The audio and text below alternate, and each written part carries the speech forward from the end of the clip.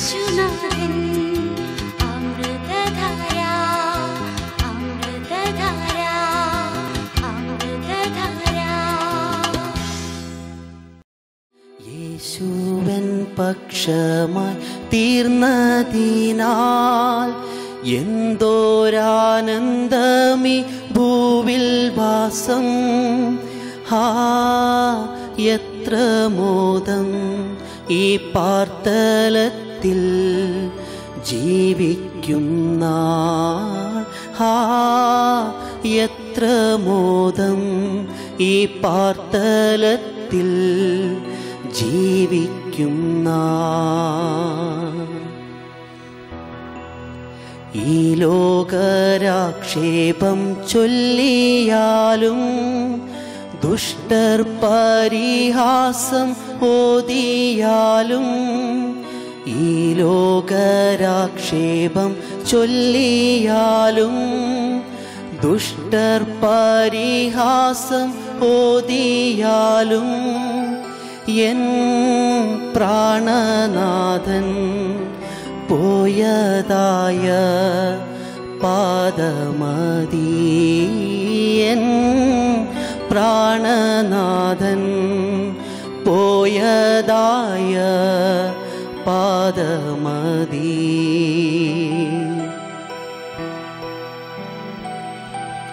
വേഗം വരാമെന്നുരച്ച നാഥാ, നോക്കി നോക്കി കൺകൾ മങ്ങിടുന്നേ. വേഗം വരാമെന്നു രച്ചനാഥാ, നോക്കി നോക്കി കൺകൾ മങ്ങിടുന്നേ. എപ്പോൾ വരുമോ പ്രാണപ്രിയ കണ്ടിടുവാൻ? എപ്പോൾ വരുമോ പ്രാണപ്രിയ കണ്ടിടുവാൻ?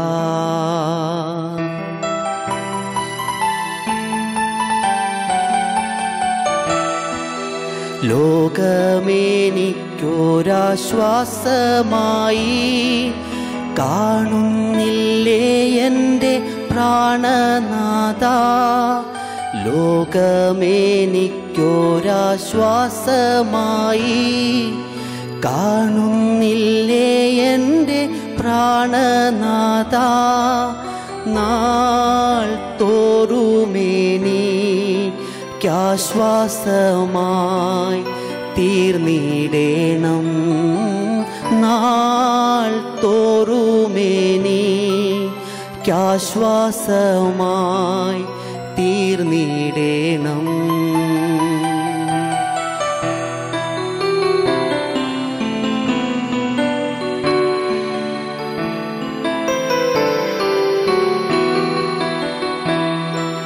പ്രാവിൻ ചിറകെനിക്കുണ്ടെന്നാകിൽ എത്തും പറന്നെൻ്റെ താതൻ രാജേ.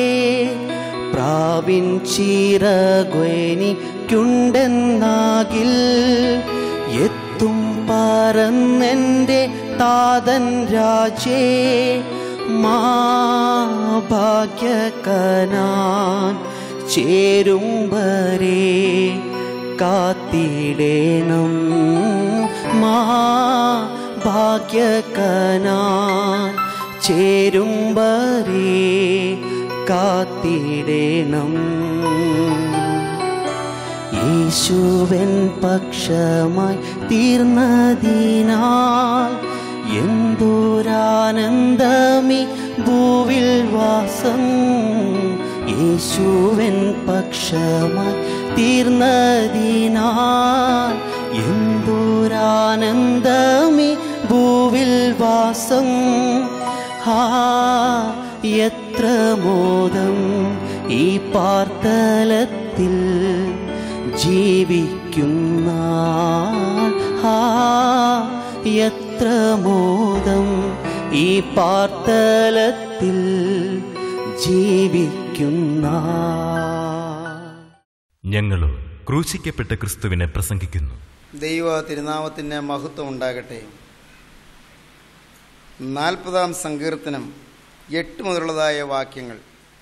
എൻ്റെ ദൈവമേ, നിൻ്റെ ഇഷ്ടം ചെയ്യുവാൻ ഞാൻ പ്രിയപ്പെടുന്നു. നിൻ്റെ ന്യായപ്രമാണം എൻ്റെ ഉള്ളിലിരിക്കുന്നു. ഞാൻ മഹാസഭയിൽ നീതിയെ പ്രസംഗിച്ചു. അധരങ്ങളെ ഞാൻ അടക്കിയിട്ടില്ല. യഹോവേ, നീ അറിയുന്നു, ഞാൻ നിൻ്റെ നീതിയെ എൻ്റെ ഹൃദയത്തിൽ മറച്ചു വെച്ചില്ല. നിൻ്റെ വിശ്വസ്തതയും രക്ഷയും ഞാൻ പ്രസ്താവിച്ചു. നിൻ്റെ ദയയും സത്യവും ഞാൻ മഹാസഭയ്ക്ക് മറച്ചതുമില്ല. ദാവീദ് ഈ പറയുന്ന വാക്കുകൾ ദാവീദിൻ്റെ ഹൃദയം സംസാരിക്കുന്ന വാക്കുകളാണ്. ദാവീദിൻ്റെ ഹൃദയം ദൈവത്തിൻ്റെ മഹത്വം വർണ്ണിക്കുവാൻ, ദൈവത്തെ വാഴ്ത്തി പുകഴ്ത്തുവാൻ, മാത്രമല്ല ദൈവത്തിൻ്റെ മഹത്വകരമായ സ്നേഹത്തെ പ്രകീർത്തിക്കുവാൻ, അതും മാത്രമല്ല ജീവനുള്ള ദൈവത്തിൻ്റെ സ്നേഹത്തെ പ്രസിദ്ധമാക്കുവാൻ, ദൈവത്തിന് മനുഷ്യനോടുള്ള കാരുണ്യത്തെ പ്രസിദ്ധമാക്കുവാൻ ഉപയുക്തമാക്കും എന്നുള്ള തീരുമാനമാണ് നാം കാണുന്നത്. എ സ്പീക്കിംഗ് ഹാർട്ട്, ഒന്ന് എ സ്ക്രിപ്ചറൽ ഹാർട്ട്, രണ്ട് എ സ്പീക്കിംഗ് ഹാർട്ട്. നന്മ സുവിശേഷിക്കുന്നിട കാല്, നീതിയെ പ്രസിദ്ധമാക്കുന്നിട കാല്, എത്ര മനോഹരം! പ്രിയപ്പെട്ടവരെ, ക്രിസ്ത്യാനി എന്നും വിശ്വാസി എന്നും ഒരു വിശുദ്ധ ദൈവവൈതൽ എക്കാലത്തും ക്രിസ്തുവിൻ്റെ സാക്ഷിയായിരിക്കും. ക്രിസ്തുവിൻ്റെ സാക്ഷി നമുക്ക് വായിക്കാം. ഈ ദാവീദ് തന്നെ പറയുന്നുണ്ട്. 66-ാമത്തെ സങ്കീർത്തനത്തിലാണ് ദാവീദ് പറയുന്നത്. ഇങ്ങനെയാണ് പറയുന്നത്. 66-ാം സങ്കീർത്തനം 16-ാം വാക്യം. സകല ഭക്തന്മാരുമായുള്ളവരെ വന്നു കേൾപ്പീൻ, അവൻ എൻ്റെ പ്രാണന് വേണ്ടി ചെയ്തത് ഞാൻ വിവരിക്കാം. ദൈവം എനിക്ക് ചെയ്തത് ഞാൻ വിവരിക്കാമെന്നാണ് പറയുന്നത്. സകല ഭക്തന്മാരുമായുള്ളവരെ വന്നു കേൾപ്പീൻ, അവൻ ദൈവം എൻ്റെ പ്രാണന് വേണ്ടി ചെയ്തത് ഞാൻ വിവരിക്കാം എന്ന് ദാവീദ് പറയുകയാണ്. ജീവിത സാക്ഷ്യം ഞാൻ പറയാമെന്ന്, എൻ്റെ അനുഭവങ്ങൾ ഞാൻ പ്രകീർത്തിക്കാമെന്ന്, എൻ്റെ അനുഭവങ്ങൾ ഞാൻ പ്രഖ്യാപിക്കാമെന്ന്, ദൈവം എനിക്ക് തന്ന നന്മകളെ ഞാൻ പ്രഘോഷിക്കാമെന്ന് ദാവീദ് തീരുമാനം പറയുകയാണ്. സകല ഭക്തന്മാരുമായുള്ളവരെ വന്നു കേൾപ്പീൻ, അവൻ എൻ്റെ പ്രാണന് വേണ്ടി ചെയ്ത് ഞാൻ വിവരിക്കാം. അപ്പോസ്തലനായ പൗലോസിനെ കുറിച്ച് നാം ധ്യാനിച്ചു. വിശുദ്ധന്മാർ എക്കാലത്തും ക്രിസ്തുവിൻ്റെ സ്നേഹത്തിൻ്റെ സാക്ഷികളായിരുന്നിട്ടുണ്ട്. അതുകൊണ്ടാണ് വിശുദ്ധന്മാരായ പൂർവിക പുണ്യപിതാക്കന്മാർ പാടിയത്. എന്ത് പാടി? മന്നവനേ മശിഹ സതതം തവ കരുണ, വാതിലിൽ മുട്ടുന്നേൻ ധനിക നിന്നിധി നിലയത്തി, നേകണമേ കൃപയും വാഴും, നീ എൻ ഗതി തുണ ചെയ്യുക, നിൻ സാക്ഷിയെ ലജ്ജിതനാക്കരുതേ, ശരണവുമെൻ ആശ്രയവും നീയേ. നിൻ സാക്ഷിയെ ലജ്ജിതനാക്കരുതേ എന്ന് പാടിയ പൂർവിക പുണ്യപിതാക്കന്മാർ. കർത്താവേ, ഞാൻ നിൻ്റെ സാക്ഷിയാണ്. മന്നവനെ മിശിഹ രാജാവേ, മന്നവനായ മിശിഹ രാജാവാകുന്ന മിശിഹാ തമ്പുരാനെ, സതതം എല്ലായ്പ്പോഴും തവ കരുണാവാതിലിൽ ഞാൻ മുട്ടുന്നേ, നിൻ്റെ അനുഗ്രഹത്തിൻ്റെ ശ്രീഭണ്ഡാരത്തിൻ്റെ വാതിൽക്കൽ നിന്ന് ഞാനിതാ മുട്ടിക്കൊണ്ട് നിൽക്കുന്നേ. ധനിക, സർവസമ്പന്നനായ യേശുവേ, ധനിക, നിൻ നിധി നിലയത്തിൽ നിന്ന്, നിൻ്റെ അനുഗ്രഹത്തിൻ്റെ ശ്രീഭണ്ഡാരത്തിൽ നിന്ന് ഏകണമേ എനിക്ക് കൃപയും വാഴുവും, എനിക്ക് കൃപകളും അനുഗ്രഹങ്ങളും തരണമേ. കർത്താവേ, നീയാണ് എൻ്റെ ഗതി, നീയാണ് എനിക്ക് തുണ, നീ എൻ ഗതി, തുണ ചെയ്യുക എന്നെ, നീ എനിക്ക് സഹായം അരുളുക. നിൻ്റെ സാക്ഷിയായ എന്നെ ലജ്ജിതനാക്കരുത് കർത്താവേ, ഞാൻ ലജ്ജിതനായി പോകല്ലേ. എന്താണ് പറഞ്ഞതിൻ്റെ അർത്ഥം? കർത്താവേ, ഞാൻ നിന്നെ സാക്ഷിച്ചു, എൻ്റെ ജീവിതത്തിൽ പാകപ്പഴ വന്ന് ശത്രു എന്നെ പരിഹസിക്കാൻ ഇടയാകല്ലേ, പൈശാചികൻ അപവാദി കുറ്റം ചുമത്താൻ ഇടയാകല്ലേ. ഞാൻ നിന്റെ നാമത്തെ പ്രഘോഷിച്ചവനാണ്, ഞാൻ നിനക്ക് വേണ്ടി വചനം പറഞ്ഞവനാണ്, ഞാൻ നിൻ്റെ പ്രതിനിധിയായി ലോകത്ത് സഞ്ചരിച്ചവനാണ്. നാഥ, ഞാൻ നിന്നെ പ്രകീർത്തിച്ചവനാണ്, ഞാൻ നിന്റെ വേല ചെയ്തവനാണ്. നാഥ, ഞാൻ നിന്നെ സ്തുതിച്ചവളാണ്. കർത്താവേ, ഞാൻ നിന്നെ ആരാധിച്ചവളാണ്. ഞാൻ ശുചിയോട് ശുദ്ധിയ ബസ്കുദിശ സ്പർശിച്ച പാദങ്ങളുള്ളവനാണ്. എൻ്റെ കരുണയുള്ള കർത്താവേ, വിശുദ്ധിയുടെ സ്ഥാനത്ത് പരിശുദ്ധമായ രംഗത്ത് കാൽ ചവിട്ടിയവനാണ്. കരുണയുള്ള കർത്താവേ, എന്നെ നീ സുവിശേഷത്തിന് ശരി പണിയിച്ചതാണ്. എൻ്റെ ജീവിതത്തിൽ പാകപ്പഴ വന്നിട്ട്, എൻ്റെ ജീവിതത്തിൽ പാകതയില്ലായ്മ വന്നിട്ട്, എൻ്റെ ജീവിതത്തിൽ പാപം വന്നിട്ട്, എൻ്റെ ജീവിതത്തിൽ പൈശാചിക അവകാശം പറയാനുള്ള ഇട വന്നിട്ട് ഞാൻ ലജ്ജിതനാകാൻ നീ സമ്മതിക്കരുതേ. കരുണയുള്ള കർത്താവേ, നിന്റെ മഹത്വമേറിയ വചനം പറഞ്ഞ ഞാൻ, എൻ്റെ ദൈവമേ, ഞാൻ പൈശാചികൻ പന്താടാൻ എൻ്റെ ജീവിതം വിട്ടുകൊടുക്കാൻ എനിക്ക് ഇടയാകരുതേ. സാത്താനെ റാഞ്ചിക്കൊണ്ടു പോകരുതേ, സാത്താനെ ബന്ധിക്കരുതേ, പാപച്ചങ്ങലയിൽ എന്നെ കൊടുക്കരുതേ, നിൻ സാക്ഷിയെ ലജ്ജിതനാക്കരുതേ. നീയാണ് എൻ്റെ തുണ, നീയാണ് എൻ്റെ ഗതി. നാഥാ, നീ എനിക്ക് ആശ്രയമുള്ളൂ, നീയാണ് എൻ്റെ പരമാശ്രയം.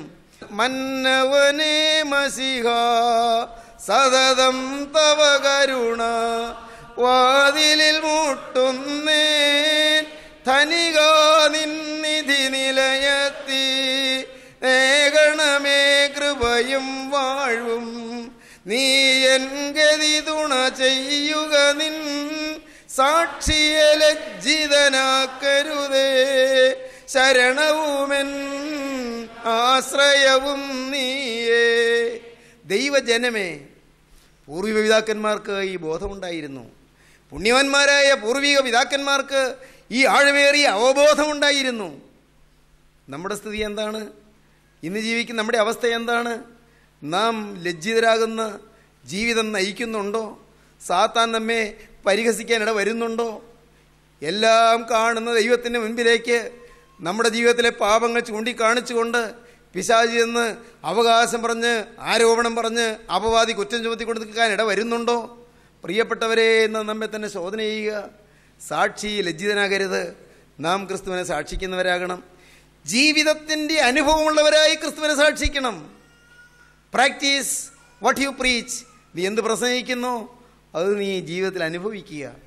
Practice what you preach. പ്രസംഗത്തേക്കാൾ കൂടുതൽ നല്ലത് ജീവിത അനുഭവമാണ്, ജീവിത ദൃഷ്ടാന്തമാണ്. Example is better than precept.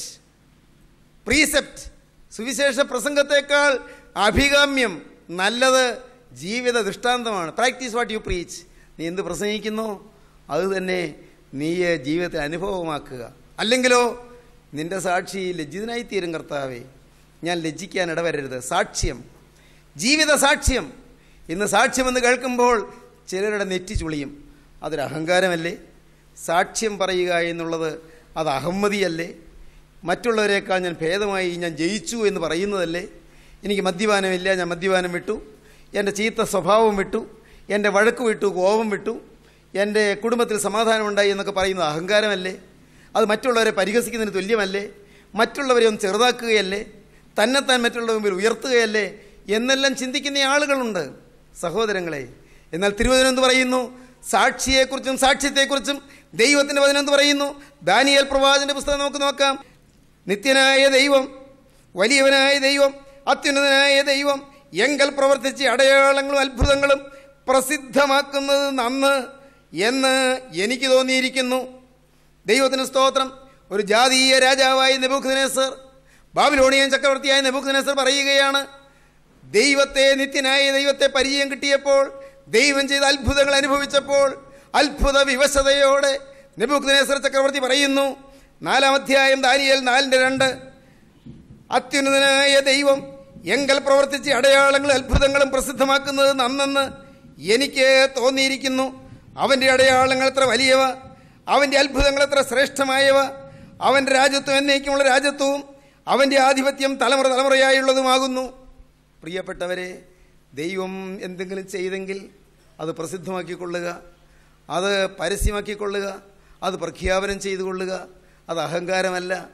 തന്നെത്താൻ ദൈവസന്നിധിയിൽ വിനയപ്പെട്ട്, കർത്താവേ, നീ തന്നതല്ലാതെ എനിക്കൊന്നുമില്ലല്ലോ, നാഥ, നീ എനിക്ക് തന്ന അനുഗ്രഹമല്ലാതെ എനിക്ക് സ്വന്തമായിട്ടില്ലല്ലോ, ഞാൻ എത്ര വട്ടം ശ്രമിച്ചിട്ടും എൻ്റെ പാപം മാറിയില്ലായിരുന്നല്ലോ, എൻ്റെ അഴുക്ക് ചിന്തകൾ മാറിയില്ലായിരുന്നല്ലോ, എൻ്റെ മലിന വികാരങ്ങൾ മാറിയില്ലായിരുന്നല്ലോ, എൻ്റെ മ്ലേച്ഛമായ ആഗ്രഹങ്ങൾ ഹൃദയത്തിൽ നിന്ന് മാറിയില്ലായിരുന്നല്ലോ, പിന്നെയും പിന്നെയും തെറ്റിലേക്ക് ഞാൻ പോയിക്കൊണ്ടിരുന്ന മനുഷ്യനല്ലേ, നീയല്ലേ എനിക്ക് ജയം തന്നത്, എൻ്റെ ഹൃദയത്തിലേക്ക് ഈ അഴുക്ക് വരാതെ വണ്ണം എനിക്ക് കോട്ട കെട്ടിത്തന്നത് നീയല്ലേ.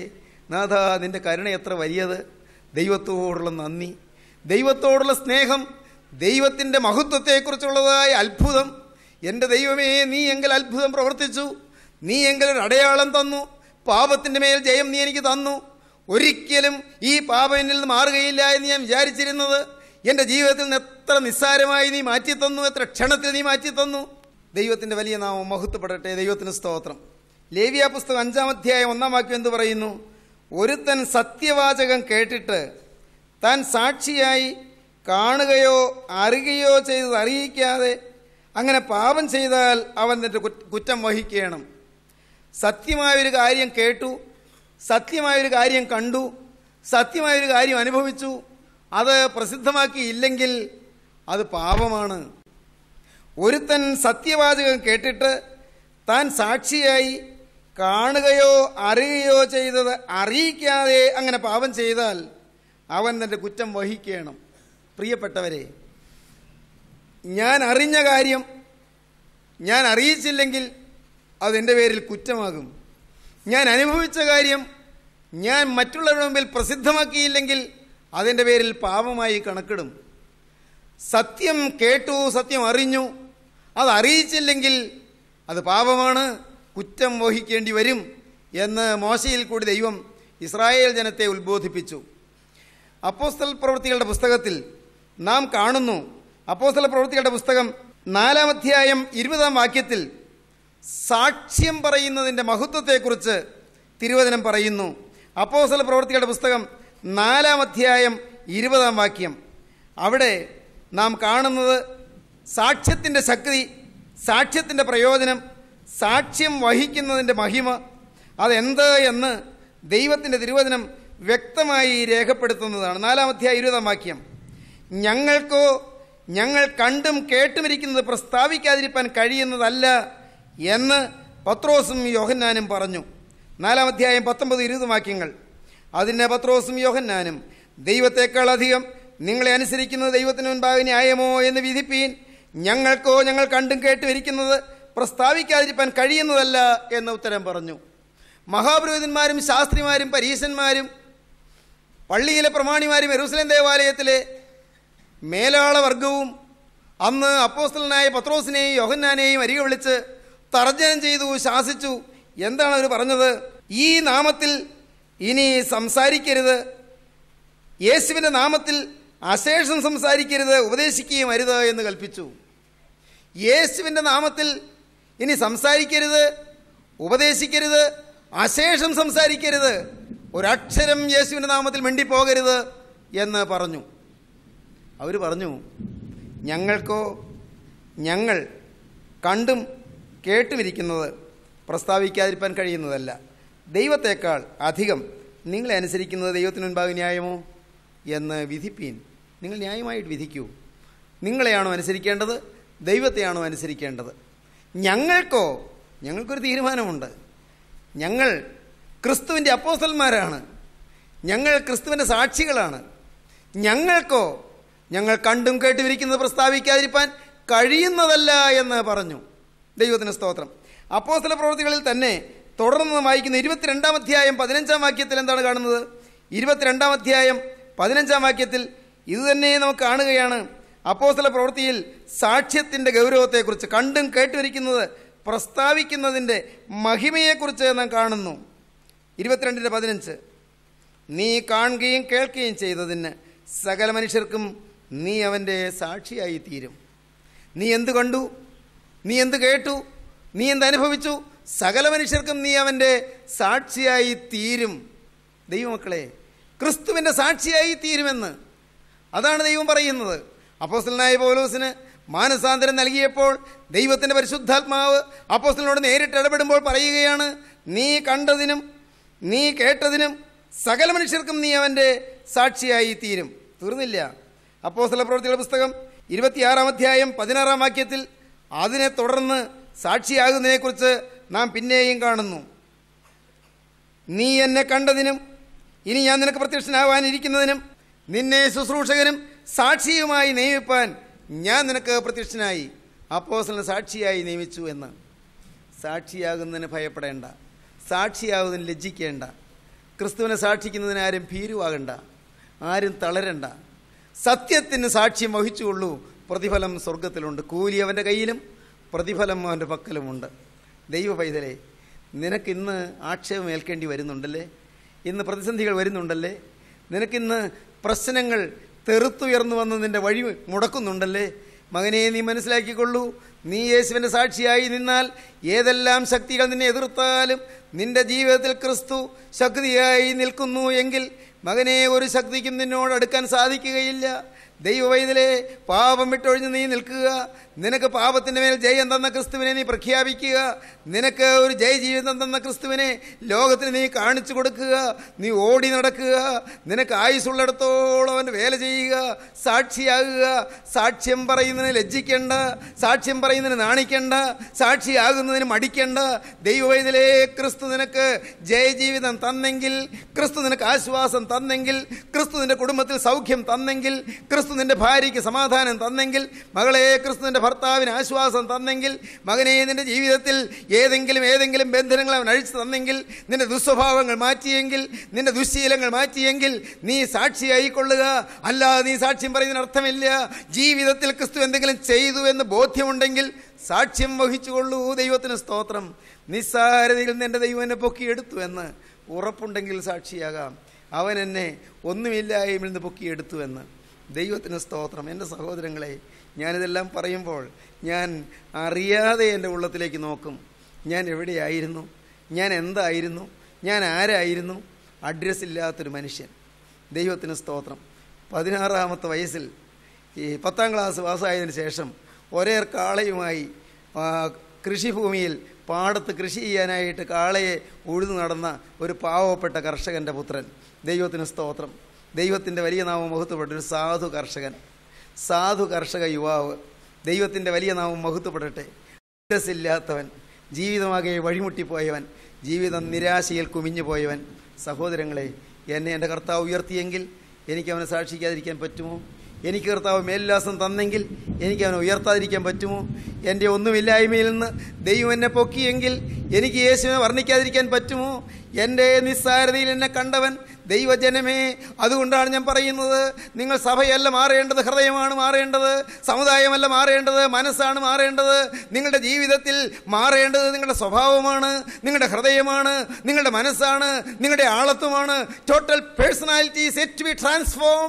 നിന്റെ ജീവിതം സമ്പൂർണ്ണമായി രൂപാന്തരപ്പെടട്ടെ എന്നാണ് പ്രിയപ്പെട്ടവരെ പറഞ്ഞു തരുന്നത്.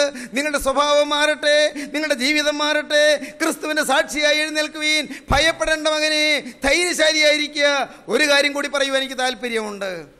ഒരു ഭാവനയാണ്, മനോഹരമായൊരു ഭാവന. ആ ഭാവന അത് ഒരു നല്ല കവിതയായിട്ടാണ് വന്നത്. നല്ലൊരു കവിത, ഒരു ഇംഗ്ലീഷ് കവിതയാണ്. അതിൻ്റെ പരിഭാഷ ഏതാണ്ട് ഞാൻ അർത്ഥം പറയാം. യേശുക്രിസ്തു ക്രൂശിക്കപ്പെട്ടതിന് ശേഷം യേശുക്രിസ്തു ഉയർത്തെഴുന്നേറ്റതിന് ശേഷം യേശുക്രിസ്തു സ്വർഗാരോഹണം ചെയ്തു. സ്വർഗത്തിലേക്ക് കയറിപ്പോയി. രാജാധിരാജനായ ക്രിസ്തു, അണ്ടകടാഹത്തിൻ്റെ ഉടയവനായ ക്രിസ്തു, അഖിലാണ്ട പ്രപഞ്ചത്തിൻ്റെ അധിപതിയായ ക്രിസ്തു അവിടുന്ന് ഭൂമിയിലെ തൻ്റെ വേല തികച്ച് സ്വർഗമഹോന്നതങ്ങളിലേക്ക് കയറി വരുമ്പോൾ സ്വർഗം മുഴുവൻ ഈ രാജാധിരാജന് എതിരേൽപ്പാൻ എഴുന്നേറ്റ് നിന്നു. മാലാഖമാരെല്ലാം അത്ഭുതം കൂറി നോക്കി നിന്നു. ആരവാരങ്ങൾ മുഴങ്ങി, ഹല്ലേലൂയ ഗാനങ്ങൾ മുഴങ്ങി, സ്തുതിഘോഷങ്ങളും ആഘോഷ ശബ്ദങ്ങളും സ്തോത്രഗീതങ്ങളും സ്വർഗീയ വിയൻ മണ്ഡലത്തിൽ അങ്ങ് അനുരണനം ചെയ്തു, മാറ്റൊലിക്കൊണ്ടു.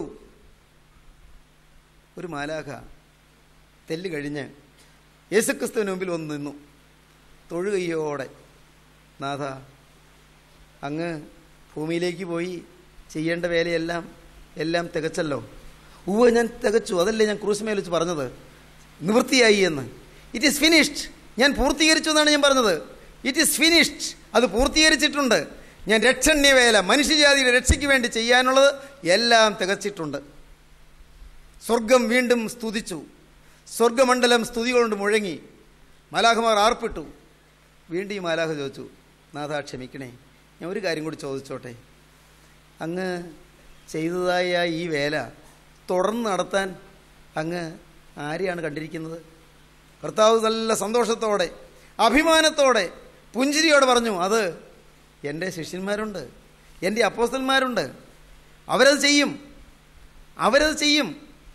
അവർ ഞാൻ ചെയ്ത വേല അത് ജനത്തിന് പ്രസിദ്ധമാക്കുവാൻ എൻ്റെ സാക്ഷികളായി അവർ നിൽക്കും. അവർ സത്യത്തിന് സാക്ഷ്യം വഹിച്ചുകൊണ്ട് ഈ ലോകത്തെല്ലാം അവർ സഞ്ചരിക്കും.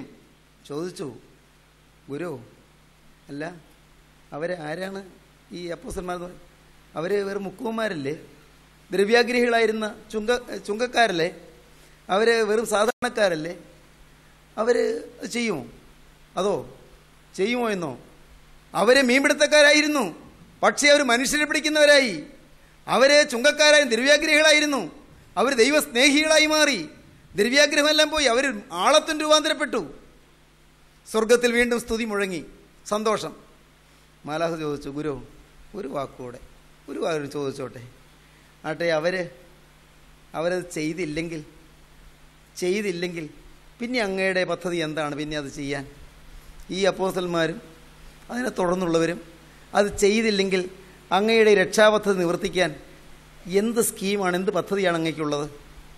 യേശു പറഞ്ഞു,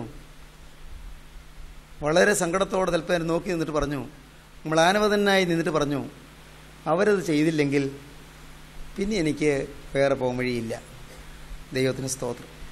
എൻ്റെ ശിഷ്യന്മാർ എൻ്റെ സാക്ഷികളാകുമെന്ന് ഞാൻ പ്രതീക്ഷിച്ചവർ അത് ചെയ്തില്ലെങ്കിൽ എനിക്ക് വേറെ മാർഗമില്ല, വേറെ പോകാൻ വഴിയില്ല. ദൈവജനമേ, നിങ്ങളെന്ത് പറയുന്നു?